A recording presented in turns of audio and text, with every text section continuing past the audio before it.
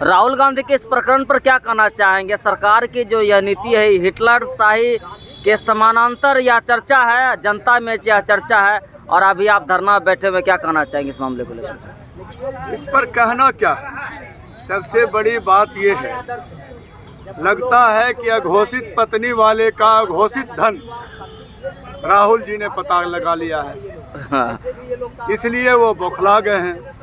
अब ये समझ में नहीं आता है कि मोदी जी अडानी जी के पत्नी हैं या अडानी जी के भाई हैं या अडानी जी के गिरफ्त में हैं।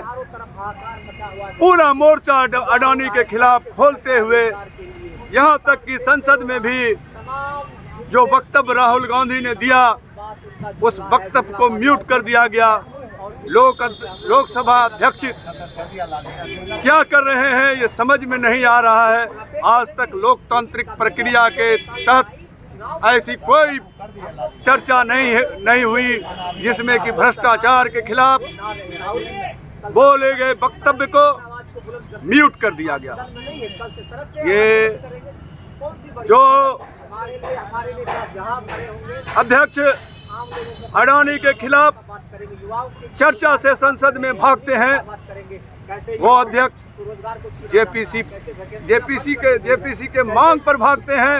जो प्रधानमंत्री जेपीसी नहीं जांच कराना चाहते हैं अडानी के खिलाफ, जबकि ये प्रमाणित हो चुका है 20,000 से 30,000 करोड़ रुपया का घोषित धन जो अडानी के कंपनी में आया, उसी पर तो चर्चा करना चाहते थे राहुल जी। और इसलिए राहुल जी की आवाज को दबाने के लिए एक ऐसे जज को लाया गया जो जज आते ही 5 से 10 दिन में 20 दिन में ऐसा धमाका किया कि राहुल जी को संसद से अयोग्य घोषित कर दिया। क्या अब सुप्रीम कोर्ट के जज और न्यायाधीश भी खरीदे जाएंगे राजनेता के तौर से? खरीदे जाने की बात नहीं है, न्यायपालिका को खरीदे जाने की बात नहीं है। न्यायपालिका का ये कुचक्र जो अभी चल रहा है, क्या अब ऐसे लोग ही सुनवाई करेंगे जो उनके मन माफिक होंगे?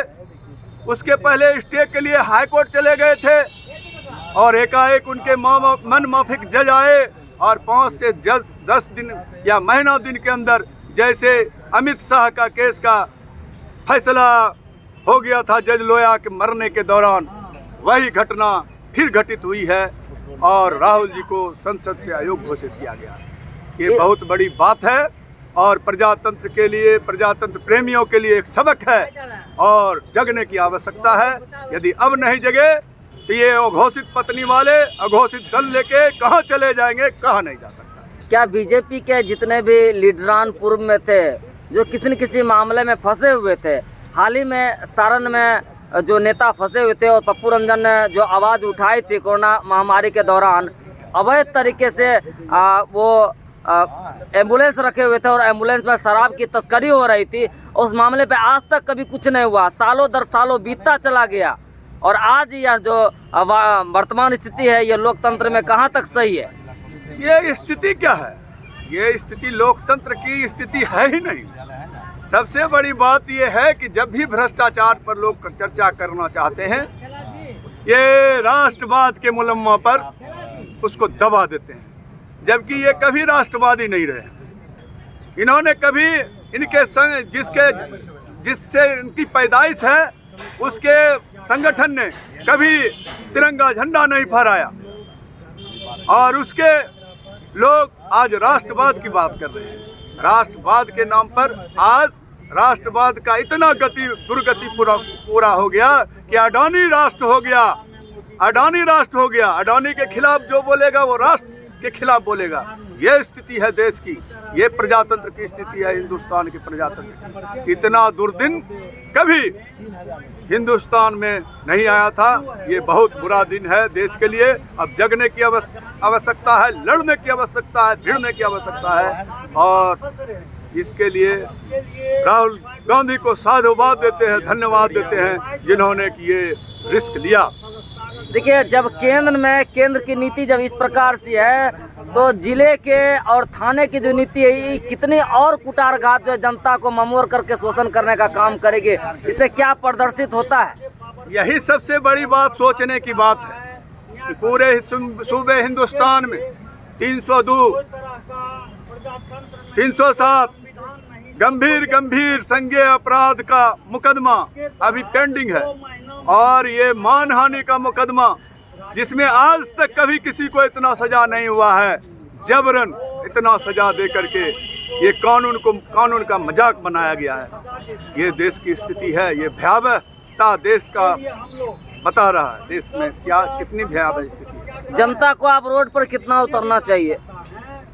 जनता जब नहीं उतरेगी तो इसका कोई दवा नहीं है, क्योंकि प्रजातंत्र का इतना माहौल न्यायपालिका के माध्यम से, लोकसभा के माध्यम से, लोकसभा में विपक्ष के लोगों को बोलने नहीं दिया जाता है, कानून बोलने नहीं देता है, पुलिस प्रशासन बोलने नहीं देती है। ऐसे परिस्थिति में यदि जनता नहीं उतरेगा तो प्रजातंत्र नहीं बचेगा। क्या आने वाले लोकसभा चुनाव में, विधानसभा चुनाव में क्या जनता जवाब देगी?